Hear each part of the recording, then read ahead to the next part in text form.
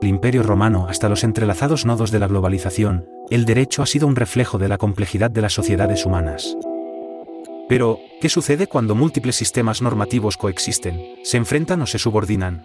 En este vídeo, exploramos el pluralismo jurídico, ha dominado la mayor parte de la historia. A través de un análisis técnico e histórico, viajaremos por 4 momentos clave, desde el mosaico normativo del Imperio Romano y la Edad Media, pasando por la centralización del monismo jurídico en el Estado-nación, hasta el resurgimiento del pluralismo en el siglo XX y su transformación en la era global. ¿Cómo han convivido los sistemas jurídicos a lo largo del tiempo, y qué nos enseña esto sobre el derecho en el siglo XXI? Acompáñennos en este recorrido histórico para desmitificar el derecho estatal y descubrir la riqueza de la diversidad normativa.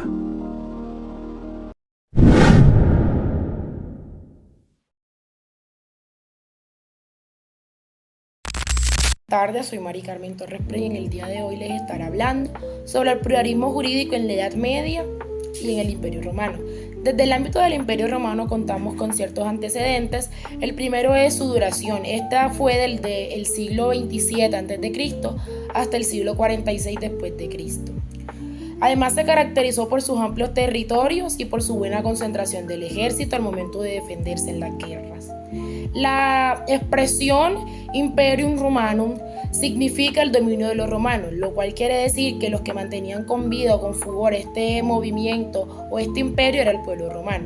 Según Fioravanti, un pensador de esta época, él concentró 4 poderes dentro de este imperio romano. El primer poder fue imponer tributos. El segundo poder fue la capacidad de sacrificar la vida. El tercer poder era la creación de controversias sobre temas relacionados con la sociedad. Y el cuarto era el cumplimiento de sentencias y mandatos dictados por el imperio. El pluralismo jurídico en la Edad Media. Este dura aproximadamente 1000 años. Se caracteriza por la dispersión del poder y por el aislamiento de las comunidades indígenas.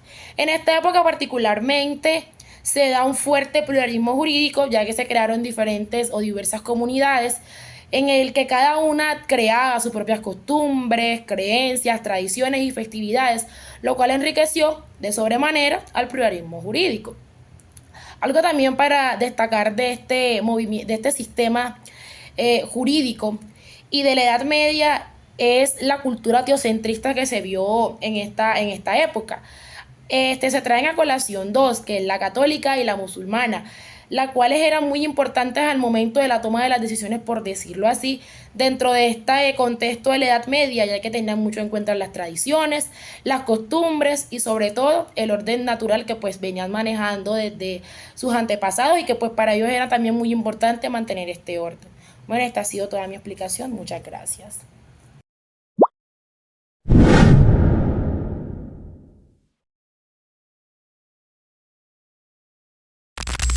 Cuando mi compañía explicó lo que era el pluralismo jurídico en la Edad Media, hay que entonces para yo aclarar sobre cómo se pasó del pluralismo jurídico al monismo jurídico. Pero hay que explicar un poco breve lo que era el pluralismo jurídico. El pluralismo jurídico eran los diferentes tipos de marcos normativos en diferentes lugares. Era un lugar caótico, no había un solo marco normativo. Y ya con eso sobre que no había un solo marco normativo, nos llevamos a lo que era lo que fue o el cambio que ocurrió del pluralismo al monismo, porque el monismo jurídico es un solo marco normativo para todo bajo un solo marco normativo. Que hago una diferenciación clara sobre el pluralismo jurídico y el monismo jurídico, hay que hablar de una estrategia llamada estrategia justnaturalista. Pero, ¿qué es la estrategia justnaturalista? ¿Qué fue? Fue el primer paso hacia el monismo, lo naturalismo, como acabo de mencionar, es decir, una corriente filosófica que argumentaba la existencia de principios jurídicos universales derivados de la razón, con el descubrimiento de Aristóteles en el siglo XIV. ¿Por qué la razón? Muy bien sabemos que Aristóteles era un gran pensador de la razón. Con este descubrimiento de Aristóteles y el derecho romano, un cambio drástico del pensamiento de lo que se tenía como derecho. Es decir, se quería o tratar de cambiar eso de que dependiendo del lugar, dependiendo de las costumbres, surgía el derecho. Aunque sí, el derecho surge de la costumbre, pero no puede haber de que en cada lugar, como hay una costumbre, hay un derecho diferente. Es decir, como cartageneros tenemos costumbres diferentes que la gente que vive en Turbaco, bueno, un ejemplo más alejado que la gente que vive en Bogotá.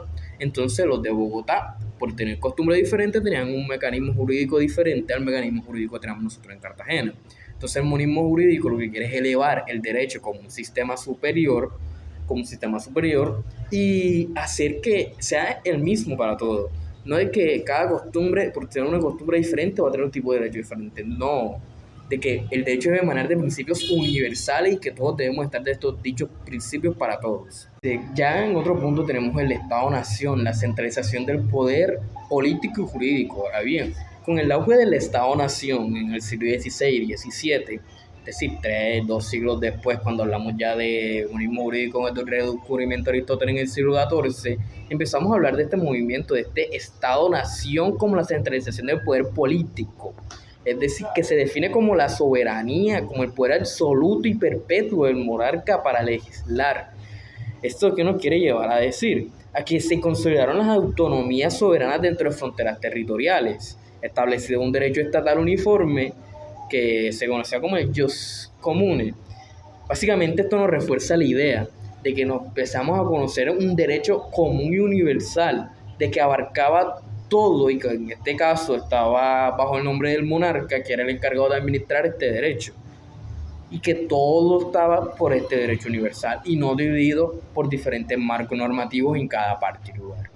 Y por eso es que se nos habla en la lectura sobre este Estado-Nación y surgimiento y cómo se estableció en el poder público, porque el Estado-Nación fue lo que llevó a esto, esta unificación de un sistema jurídico, un marco jurídico, un normativo jurídico universal y común para todos. También se menciona otro punto, que es el Estado Social de Derecho. Pero ¿por qué mencionamos el Estado Social de Derecho, cierto? O sea, pero es que en el siglo XIX y un poco más en la actualidad, o sea, 200 años atrás, el monismo jurídico se transforma en esto que conocemos como el Estado Social de Derecho. Ese es el modelo que mantuvo la centralización normativa, pero incorporó otros principios como el de justicia, como el principio de igualdad, etc.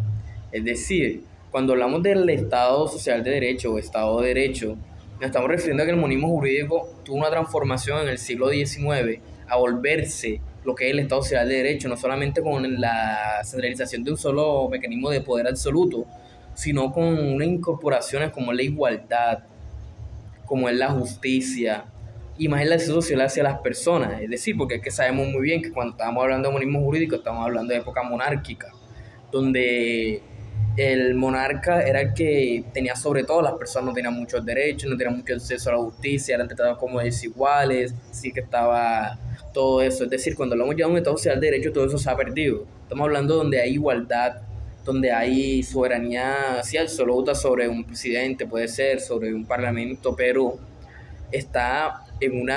hay principios que protegen dichas cosas como las personas. Es decir, el Estado como garante del bienestar colectivo.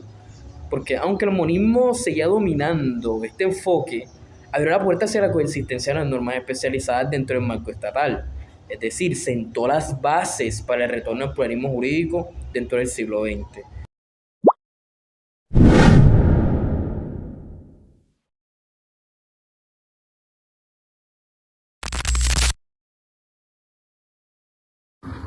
Buenas tardes, mi nombre es Juliana Becerra Llanos y soy estudiante de segundo semestre de la Universidad San Buenaventura. Y el día de hoy estaremos hablando del pluralismo jurídico estatal en el siglo XX. A diferencia del common law, el derecho en Europa continental se caracterizó desde el inicio por la supremacía de la ley frente a la Constitución. Kelsen consigue explicar en el siglo XX la supremacía de la Constitución para garantizar el respeto del ordenamiento jurídico en el Estado. Kelsen, hagamos un recorderis, y él representa el positivismo jurídico. Él realiza una identificación entre el derecho y el Estado.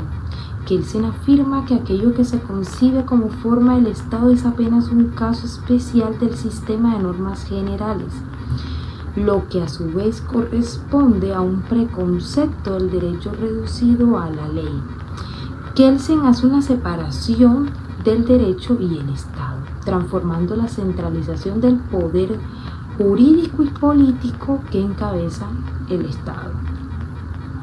Santi Rumano también hace un análisis frente al concepto de ordenamiento jurídico. Para él es una expresión indeterminada y un poco abstracta, ya que delimita la forma clara cuando nos encontramos frente a una norma y cuando no. Ordenamiento jurídico es una expresión que hace pensar la idea de regla y norma. La norma no es sino la voz de uno de los modos con todos los que podemos activar y alcanzar su fin. Por ello, las razones de autoridad y jerarquía formuladas por Kelsen no son suficientes para comprender los diversos mecanismos de creación. En resumen, este texto nos analiza la complejidad del derecho y su relación con la parte social. También habla sobre la Constitución y de esta nos dice que es la norma de normas o la norma superior. También tiene un nivel de interpretación frente a si está en un país o no y su cultura y su forma social de manejarse. Muchas gracias.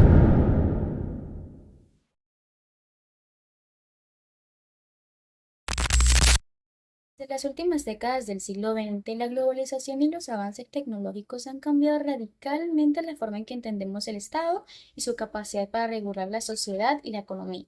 Las políticas neoliberales, apoyadas por organismos como el Banco Mundial y el Fondo Monetario Internacional, han llevado a la desregularización de sectores claves, buscando abrir la economía nacionales y privatizar servicios. Sin embargo, el pluralismo jurídico en el siglo XXI enfrenta riesgos como la falta de comunicación y empatía entre grupos con intereses opuestos, lo que puede afectar el bienestar de comunidades enteras.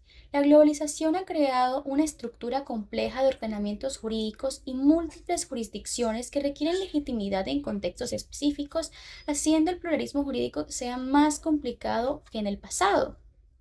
Hoy se busca un derecho que sea horizontal y consensual en lugar de vertical y burocrático. Esto implica que el poder se distribuye entre diversos actores, tanto públicos como privados. A pesar de la necesidad de un derecho global, no es realista pensar en un sistema completamente consensual y sin burocracia. Los estados continúan enfrentando el aumento de leyes y regulaciones que buscan organizar la complejidad de las interacciones globales. Es fundamental crear espacios de interacción productiva entre sistemas legales que se superponen, desarrollando mecanismos que permiten un diálogo efectivo entre todos los actores involucrados.